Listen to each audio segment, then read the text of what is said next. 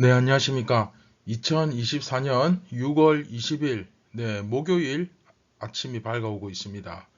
자, 11번째 이야기, 오늘 마지막 시간이죠. 구원과 심판은 동일하게 일어난다. 구원과 심판은 동일하게 일어난다. 라는 제목으로 미가서 5장 14절, 15절 말씀 함께 읽고, 오늘 경건의 시간을 시작하도록 하겠습니다. 내가 또 내 아세라 목상을 너희 가운데에서 빼버리고 내 성읍들을 멸할 것이며 내가 또 진노와 분노로 순종하지 아니한 나라에 갚으리라 하셨느니라.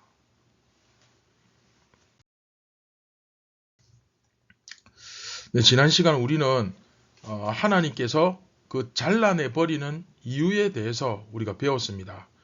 이스라엘이 하나님께서 누리라고 주신 것들을 섬기고 있었죠. 하나님의 그 눈의 가시와 같은 그런 짓을 계속해서 해왔습니다. 그래서 하나님께서는 군마와 성읍을 잘라내버리고 우상과 복술과 주상을 잘라내버리겠다. 그렇게 말씀하셨죠. 오늘 이제 번역에는 빼버리고 멸하고 갚으리라 이렇게 되어 있지만 이제 이게 잘라내버린다. 그렇죠. 카라트. 그 단어로 이해하시면 됩니다. 계속해서 하나님께서 끊어내버리겠다. 그렇죠. 잘라내버리겠다. 잘라내버리겠다. 이렇게 말씀하시죠.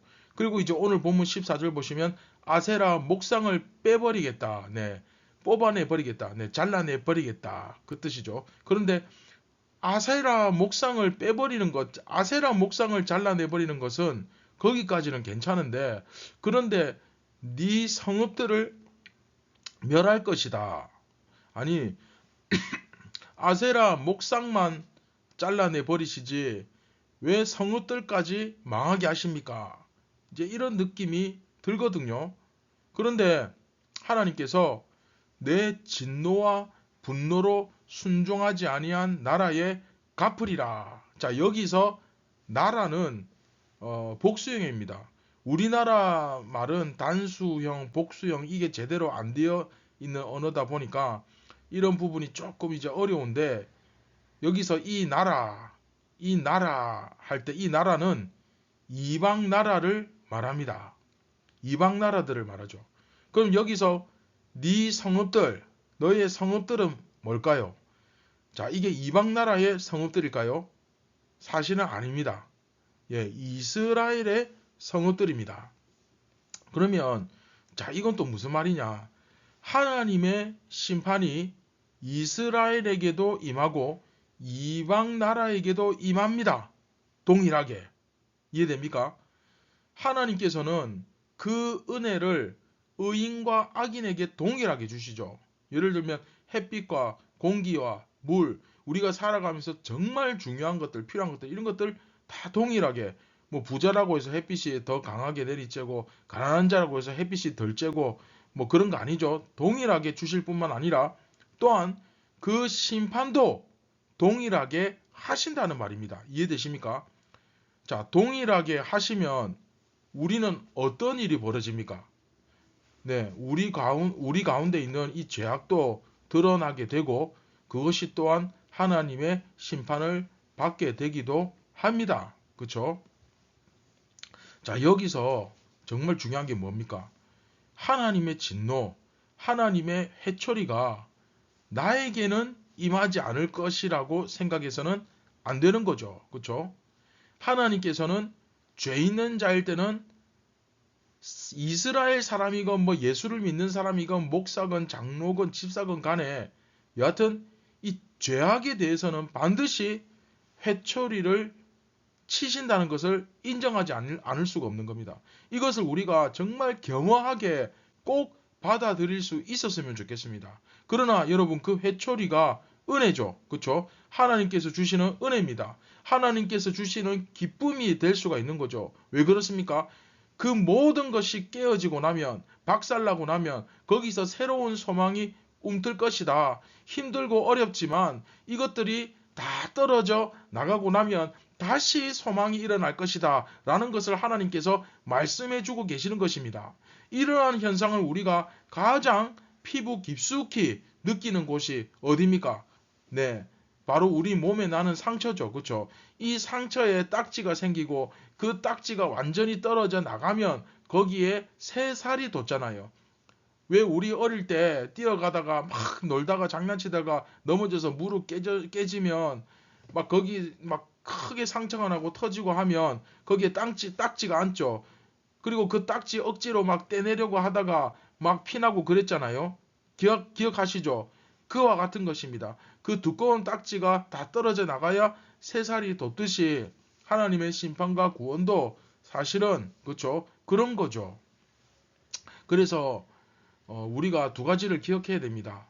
심판과 구원은 동일한 것이다. 하나다 하는 것과 그리고 내가 꼭 하나님을 믿는다고 해서 나에게는 심판이 피해간다. 하나님의 해초리가 나를 피해간다. 결코 그렇지 않습니다.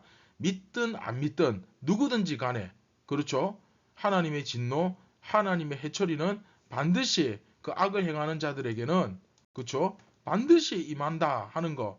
그것을 우리가 기억했으면 좋겠습니다.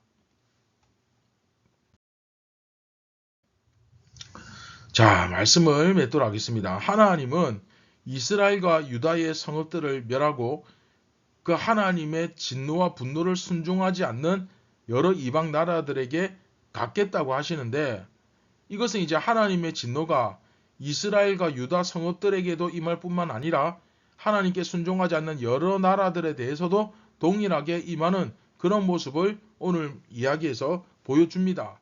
즉 하나님은 자기 백성이라는 이유로 그러니까 이스라엘이라고 해서 유다가 죄를 짓고 우상숭배함에도 불구하고 징계하지 않으시는 그런 분이 아니십니다.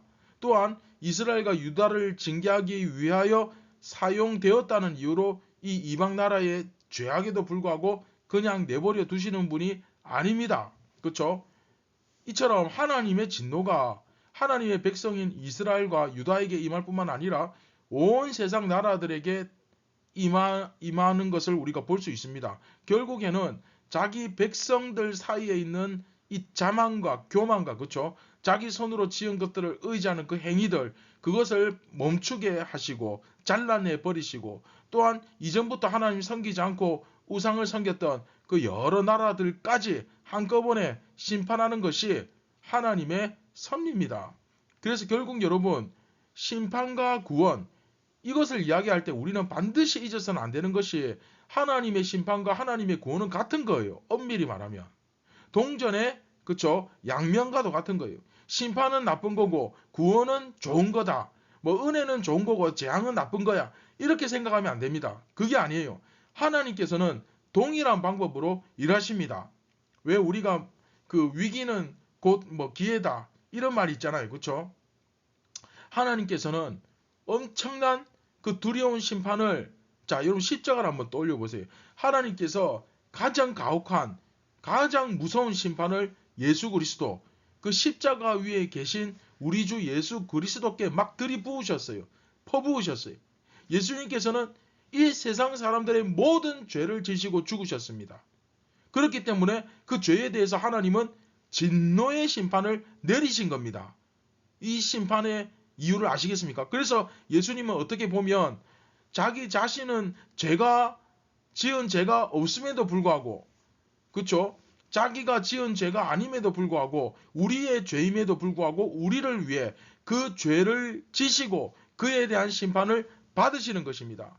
그러나 의인으로서 죄인들의 죄를 짊어지고 심판을 받으시는 그 사건으로 인해 이분이 정말로 의로웠다, 죄가 없었다는 사실이 인정되는 사건. 그게 뭡니까? 부활. 그죠? 부활이 일어나지 않습니까? 또 이 심판이 일어난 이 가혹한 이 무시무시한 십자가는 또한 구원의 자리가 되었잖아요. 그렇죠? 우리 모두는 구원받을 수 있는 길이 열렸습니다. 그리고 의인으로서 죄인들의 죄를 짊어지고 죽으시는 이 세상에서 전부 후무한 이 세상에 그 어느 누구도 실천할 수 없었던 그 의로운 행위를 주님께서 하셨다. 그렇죠? 하셨습니다. 이것을 통해서 모든 사람들이 구원을 얻게 되잖아요. 이처럼 십자가 이것만 우리가 딱 생각해봐도 하나님의 심판이 임했지만 거기서 구원이 일어나는 거죠. 그래서 심판과 구원은 하나라는 거예요. 하나님께서 여러분 우리를 치실 때가 있습니다. 왜 그럴까요? 죄악 때문입니다. 그리고 우리의 더러움 때문입니다. 그리고 우리가 하나님 앞에 바로 서지 못한 그 우리의 악함 때문이죠. 그렇죠? 그것 때문에 하나님께서 지금도 우리를 치실 것이고 우리를 벌하실 것입니다. 하지만 주님께서 주시는 이 재앙과 주님의 벌은 우리에게 또한 은혜입니다. 하나님께서 막 분노하셔서 우리를 치시지만 그 분노 뒤에는 또 뜨거운 사랑이 있음을 우리는 믿을 필요가 있습니다. 지금 우리가 겪고 있는 이 상황들, 그렇죠? 하나님께서 뭔가 이 상황을 통해 말씀하고 계신다는 그런 느낌을 많이 받게 됩니다. 물론 어떤 말씀을 하신다?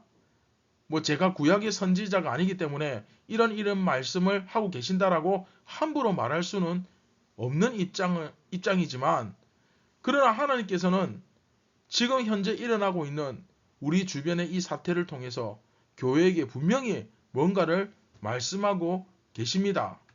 자, 한번 생각해 보세요. 우리 얼마 전까지만 해도 코로나로 인해서 예배할 수 없었던 상황, 함께 모일 수 없었던 그 상황을 통해 우리가 지금까지 어떻게 예배해 왔고 어떻게 하나님을 섬겨왔으며 어떻게 하나님 앞에 기뻐해 왔는지, 내가 도대체 하나님 앞에 어떤 모습으로 지금까지 서 있었는지, 무슨 모습으로 어떤 마음으로 지금까지 하나님을 섬기며 예배해 왔는지 살아왔는지를 딱 돌아보게 하고 계신다는 그런 생각이 들지 않았습니까? 그 외에도 여러 가지 하나님의 그 섭리 가운데 뭔가를 우리에게 계속해서 말씀하고 계십니다. 그렇죠? 자, 우리 앞에 일어나는 여러 가지 환난과 어려움과 재앙을 우리는 하나님의 그 사랑의 표현이다. 하나님이 우리를 회초리로 치고 계시지만 지금은 아프지만 이 아픔을 우리는 기쁨으로 감사함으로 받고 하나님의 뜻이 어디에 있는지를 찾아서 주님을 바르게 섬겨야 하겠다. 정말 내가 다시 주님을 온전히 바르게 말씀으로 돌아가서 말씀대로 성경대로 섬겨야 되겠다. 그런 다짐을 하는 그런 기회로 그런 시간으로 여겼으면 좋겠습니다. 혹시 경제적으로 또는 관계적으로 또 여러 가지 건강이나 또 신변상의 문제나 하여튼 여러 가지 어려움을 겪고 계신 분이 있다면 하나님께서 그 어려움 이후에 어쩌면 정말 많은 피해를 보실 수도 있겠지만 그러나 하나님께서 어디까지 인도하실지는 우리가 알 수 없습니다. 하지만 하나님께서 반드시 회복하게 하시고 더 좋은 것을 준비하고 계신다는 것을 우리가 꼭 믿을 수 있었으면 좋겠습니다.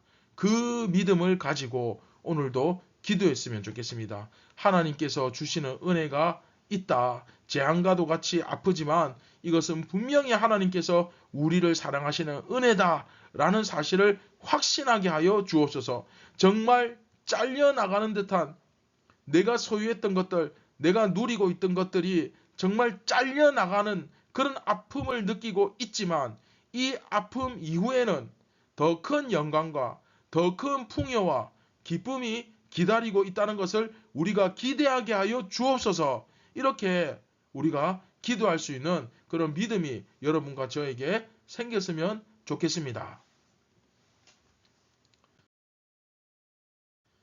다 함께 말씀을 기억하시면서 우리 같이 기도하겠습니다. 참 좋으신 예수님, 오늘 말씀을 통하여 우리가 다시 한번 말씀으로 돌아가게 하여 주시옵소서. 우리가 좋을 때나 나쁠 때나 고통받을 때나 기쁨이 넘칠 때나 어떤 때든 모든 것이 합력하여 선을 이루시는 하나님의 은혜임을 우리가 믿고 오늘도 어떤 상황 속에서도 감사하며 위기가 곧 기회가 되듯이 하나님 주시는 은혜임을 믿고 담대하게 살아가게 하여 주옵소서. 오늘도 우리가 하는 말과 행동, 우리의 삶터에서 우리의 삶의 터전에서 하나님의 나라가 이 땅에 임하는 놀라운 영광이 나타나게 하여 주시옵소서. 오늘도 주님께서 모든 영광을 받으시길 원합니다. 우리를 구원하신 예수님의 이름으로 기도드립니다. 아멘. 자, 여러분, 우리가 어떤 상황에 처하든지 모든 것이 변정하고 찾아오는 하나님의 은혜다. 전화위복의 은혜가 있다. 정말 궁계 일학과 같은 그런 영광이 나타난다. 능력이 나타난다 하는 사실을 믿고 기대하며, 중요한 것은 결국 이거죠. 내가 하나님 앞에 서느냐 아니면 세상으로 가느냐. 그렇죠? 그것을 우리가 잘 생각하면서 정말 주님 앞에 바로 설 수 있는 오늘 하루가 되었으면 좋겠습니다. 감사합니다.